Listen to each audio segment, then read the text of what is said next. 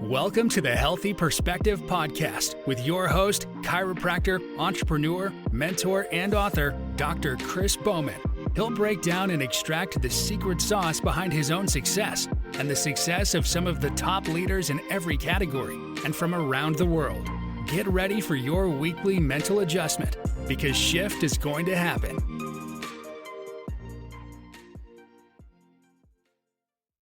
Hello, everyone. Thank you for joining me on another episode of the Healthy Perspective Podcast.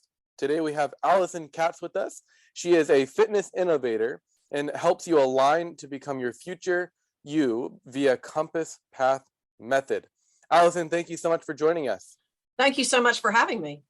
So tell me a little bit about your journey on becoming, an athlete. I know I read a little bit about you. You're a competitive swimmer. Kind of tell us your journey behind, being an athlete and now being a coach that coaches other coaches that coach athletes. Right. Well, I just, like I said, I grew up an athlete. I was a swimmer. I started swimming when I was a child and swam through high school and a little bit into college, and then got into weightlifting and fitness competitions and all that as a college student and a graduate student. And so once I got out and I worked for other people for a while, and then I decided I could do a better job working for me. So I started really small, like with not much money at all, but I just knew that it was something that I wanted to do. I mean, if you're an entrepreneur, you kind of get that. Mm-hmm. And so my business has really evolved a lot, like over the last, 15, 20 years. And after the COVID pandemic literally like decimated our industry, I basically had to rebuild. And so now part of my calling is to teach this Compass Road method format, which is kind of my signature Fit Life system. But I also use that to help other health and fitness and wellness entrepreneurs who have a brick and mortar shop or who have an online business to really innovate and grow their offerings. Because I'm sure, as you know, being in the profession, there's never been a more important time than now for us to build and show people the way to a healthier and more fit life. And so that really is my calling. That's amazing. How did you what was different about what you wanted to do? When you're working for other people, coaching people, getting people healthier, what are some of the, pitfalls or, things that other people were doing that, you could do better? Well, I'm sure you know this if you've been in a big gym, you can't be everything to everybody that way. And a lot of the big gyms want that. They want the customer to believe that we can solve all your problems if you come here. And so what I saw is there were a lot of people with really specific needs, particularly like complicated health problems that were falling in the cracks. And there were people that the big gym environment wasn't working for them and they wanted something really unique and different. And that's really where I felt like I could come in and do a better job of that, giving people more one-on-one, more hand-holding if they needed it, and more coaching and empowering to help them with the skills that they need to literally change their life. It's hard to do that when you're just in a gym setting. Right. And so I saw a lot of those people falling in the cracks, and those aren't the people that are necessarily going to say, this isn't working for me. They're just going to quit coming. Mm-hmm. Yeah.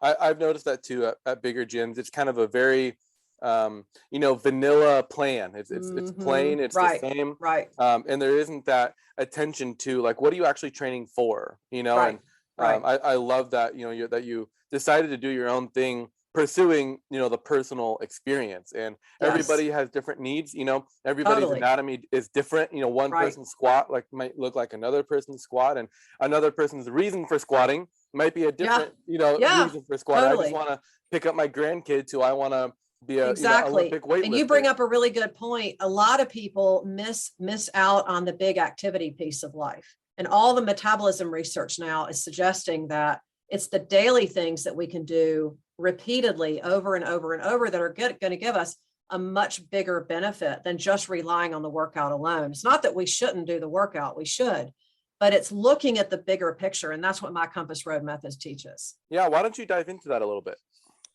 Well, I like to use the analogy of a compass because we think, what does a compass do for us? It helps us find our direction. Mm-hmm. So what I find when I work with my clients is that they're focusing a lot of their energy on one thing, or their energy is like diluted because it's trying to go in a million different directions. Mm-hmm. So what we try to do is we identify what we think is what I call their North Star, their anchor point, the point that they think this is what really helps me get through every day. And for a lot of my clients, it's the exercise and activity piece. This is where I go to relieve my stress. This is what I do to help myself get through the day and show up better as the version of myself.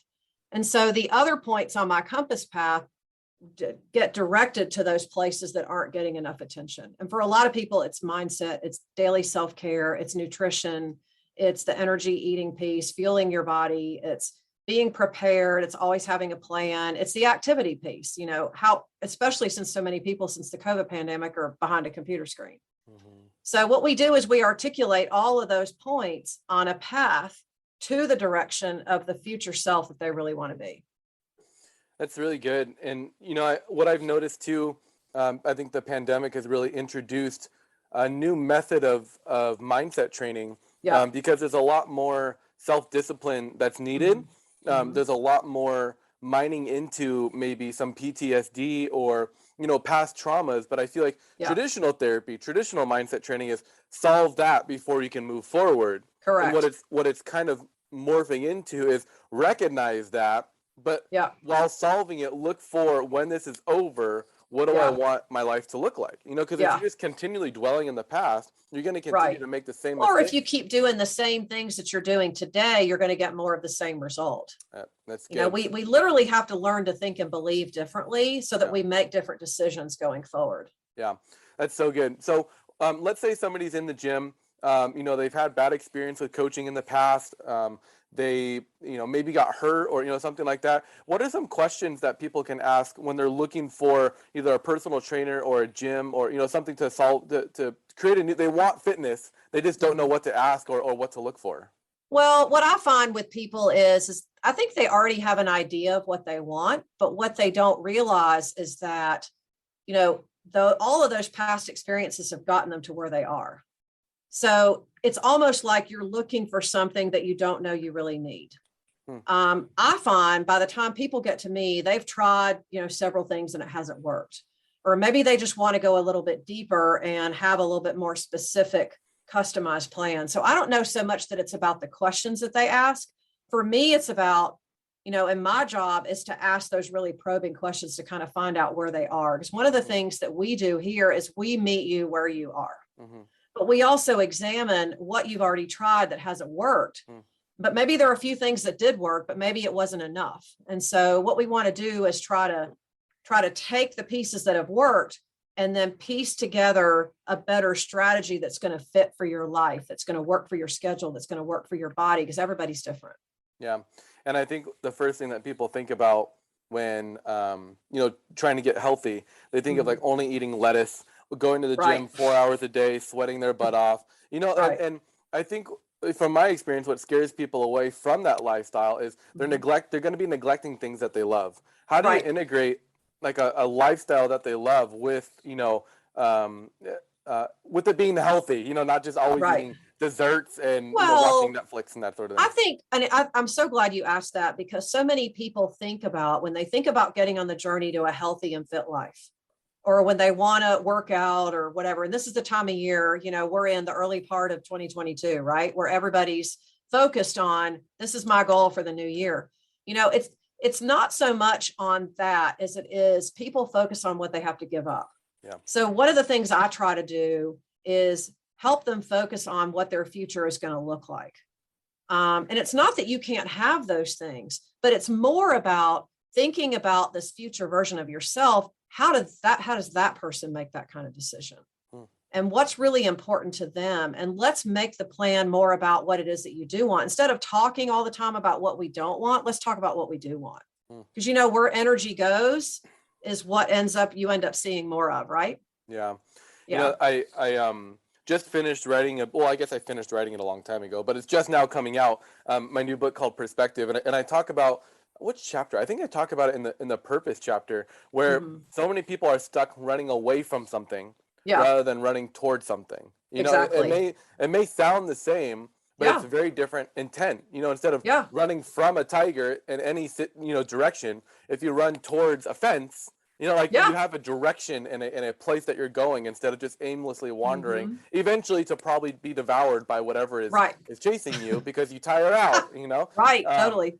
How do you help people kind of make that, because it is a really big shift. I mean, it's not talk about, you know, your culture, you know, where you're at, you know, in the Carolinas is a little bit different than West Coast culture, where it's go, go, go, go, go, go, go all the time. How can you help people, in a sense, like rewire their mindset from, I've just got to pay bills, I just got to pay taxes, I just got to do all the things, exactly, to go toward, like, how do you structure your life around doing things that you want to do while maintaining, you know, the responsibilities, obviously, that we have to do? It starts with creating awareness of where your thoughts are really going.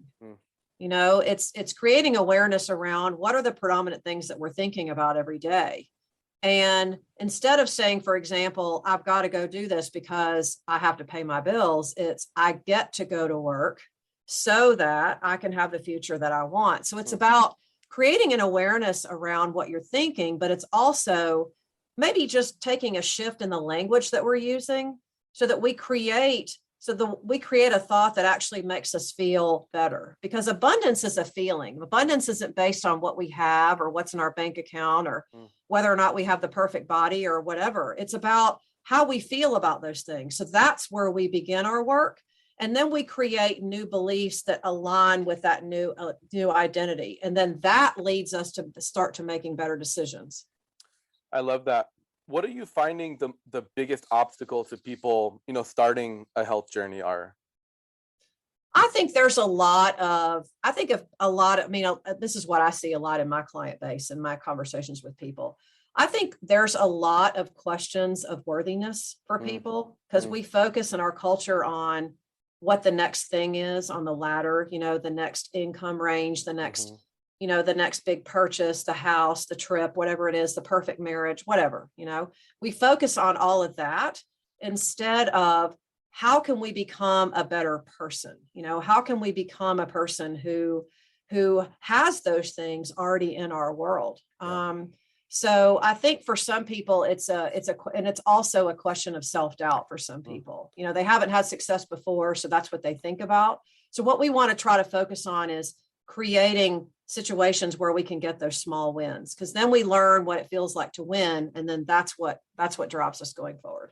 Yeah, you know, I love hiking. I haven't had a chance to do too much of it since I have a 4-month-old, a 2-year-old, and a 5-year-old. So my life is fairly busy with the little ones. I'm sure. But I did get the opportunity to hike Mount Whitney. I don't know, maybe 10 years ago or something like that. And I remember when I was training, just asking advice, like, what's it like, you know, 8 or 9 miles in going uphill? What are some strategies that we can do to, you know, to minimize energy output and to be able to make sure that we're make it? And they say, make sure you're not like, you know, skipping steps, you know, in a sense, like, because people want to do that. Right. Take small little steps. You know, focus on what you're doing next rather than looking at, like, I don't know how I'm going to make it past that next switchback, you know, one foot in front of the other, a little bit at a time. And I think people dismiss the importance of, like, hey, I normally take off the hamburger, the lettuce and tomato on the hamburger. My small step for today is I'm still going to eat a hamburger, but I'm going to leave the lettuce and tomato on. Exactly. Like, well, that's not going to lead to, you know, losing 50 pounds or whatever. It's like, you're right, but that's a step in making healthier choices. Exactly. It's like I tell people, let's start with getting up from your desk for 5 minutes once an hour. Let's start by parking the car far away and walking. Let's start with, you know, what are you grateful for today instead of what is it that you don't have? You know, what did you learn today and how is that going to move you forward? These are all things that help us rewire how we think about what it is that we're going to do. It's good. So what are you doing for coaches? Because I'm sure coaches get pretty beat up and burnt out, you know, and whatnot. What's your motivation of shifting from, you know, kind of work on one-on-one with clients to now working with coaches who are seeing, you know, many different clients? Well, I think one of the things that's been so impactful for me really since the COVID pandemic is working on what I call a belief plan. It's where it really allows you to focus in. And I think this is something that every coach really needs to be doing if you're not already, is, you know, focusing. And, you know, we're focused more on goal setting. That's what everybody talks about. But a goal to me is something in the future, and it's something that really hasn't happened. And so when we focus on what we're thinking and believing every day, then energetically speaking, we're raising our energy level to the point where the things that are already waiting for us, we can just see better. So I highly recommend, if any coach out there listening, you're not doing that already, to do that. And it really, all a belief is a thought that you've thought so often that you believe it. So if it's a thought that's really not serving you, or if it's a belief that you just feel stuck in, then maybe it's time to change that up. Because, every month for the last 2 years, I put my belief plan on my wall. So I can read through it every day and kind of ask myself, is this belief serving me? Is this belief helping me? What evidence do I have that this is working? And it's amazing what will drop in for us when we allow ourselves to think and believe on a different level. Yeah, I usually don't bring up my book this much, but you're just like kind of like wrote it for me. It seems like, yeah. But there's a part that I talk about in the very end called taking care of the clutter, cleaning the clutter. Yeah. And it is talking about getting rid of those thoughts that aren't serving you, yeah. and only purifying. It's like purifying gold. Like, you're not going to sell gold with a whole bunch of soot and all that valuable stuff in there. Refine it to its purest form, and it'll be most valuable. And it's the same for us. Well, and it's not, and it's just, and this is where I just get so frustrated when I listen to other coaches, I've made my vision board, or I'm going to, say my positive affirmations for the day or whatever. It's so much more than that. We have to really dial in and ask ourselves, is what we're thinking and believing really aligned with our purpose? Mm-hmm. Now, that's really where we're going to do our best work, is where we're in that zone where we feel like we are offering our unique gift. And if we're stuck in the mud all the time, we're not going to be able to do that. Yeah, that's true. Yeah. Well, where do you see, your business going, your life going? We just talked about, vision. What do you see happening in the future? I know you're doing some retreats that seem to be super successful. Tell us what you got brewing and what your hopes and goals are. Well, it's like I said, I basically had to rebuild almost my whole business after the COVID thing hit, and like so many other people in our space. And so right now what I'm doing is I offer these signature retreat experiences, and I do 5 or 6 a year, and I love doing them. This is totally what I was put on this earth to do, I believe. And my retreats are more of a visionary experience, and we use my compass exercise, and we have a lot of fun too. But the other thing that I'm doing now is part of my way to serve and give back to our industry is that I have my signature Innovate Academy program, which is my 4-pillar process that I use to help you innovate and grow your business using the online space. This is really helpful now. I mean, the online space isn't going anywhere. In fact, it's getting bigger. And that's a good thing, because it means there are more people out there that are looking for practitioners like you and I. So, and this is the most important time in any of the history of our business, as far as what we're going to be able to do for the public and for the collective. Yeah. And then as far as what else I do to help coaches is I offer my private Compass Path program, which is one-on-one coaching with me. Awesome. Well, if people are interested in that stuff, where can they find you? They can go to my website at cufitness.com. That's the letter C, the letter U, fitness.com, and click contact us, and that will send me an email directly. Or you can go to my retreat website. That's cufitnessretreats.com. And I also have my own podcast. It's called The Ultimate Journey of Self-Care. So you can subscribe and follow. And I love to tell people stories. So awesome. I love it. Well, I see you have some retreats in Jamaica, all over the place, in Florida. So how can you not have fun? And, it's some of those places too, where it's like, especially someplace like Jamaica, where it's like very different culture than anywhere. Well, totally. Florida's the closest, but very different culture than you're going to get anywhere. Totally. And when you're put way outside your comfort zone, that's when you get to really start to see the impurities bubbling to the surface. And because you're there intentionally, you get really a chance to sweep away the stuff that's not supposed to be there. So. Yeah. And it's more of the bubbling to the surface and then shedding that layer that's no longer working for you, and embracing what's next. Yep. Awesome. Well, Alison, thank you so much for joining me. Do you have any parting thoughts or last bit of wisdom for people before we sign off? Just, if anyone out there is listening and just feeling like they don't know where to begin, my best advice is just to pick one thing and start with that. And that might be, going back to the gym. If it's not, maybe it's taking a walk. Maybe it's just doing something every day and being really consistent with it and calling it, this is what I'm doing for me. Just pick one thing and start. Perfect. Awesome. Well, I look forward to people connecting with you. I look forward to people listening. I think there's a whole bunch of gems that were dropped in here. So thank you for sharing your wisdom with us. Absolutely. Anytime. Thank you. Thank you for listening to the Healthy Perspective Podcast. To connect with Dr. Bowman, follow him on Instagram at Dr. Chris Bowman. Until next time, make shift happen.